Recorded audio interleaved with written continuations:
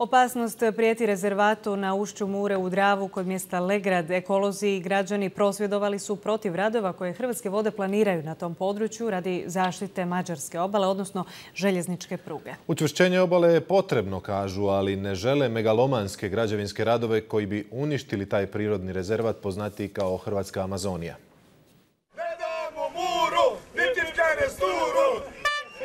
Što misle o mogućoj gradnji prokopa kod ušća Mure u Dravu, transparentima su pokazali ekolozi i stanovnici tog područja.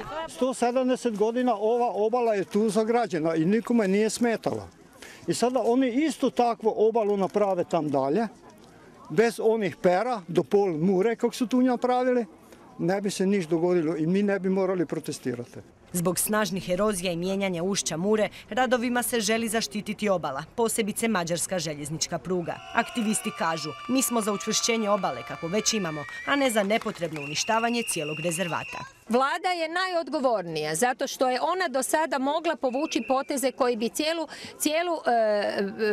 smjer ove zaštite postavio na pravo mjesto. Hrvatskim vodama odgovara da kanaliziraju jer ipak oni najviše profitiraju iz toga. U Hrvatskim vodama kažu da radova za sada neće biti, jer se utvrđuje je li projekt od javnog interesa. Mještani itekako vezani za ovaj prirodni rezervat, jedinstven u Europi. Ljudi koji to ne doživiju, to ne moraju shvatiti.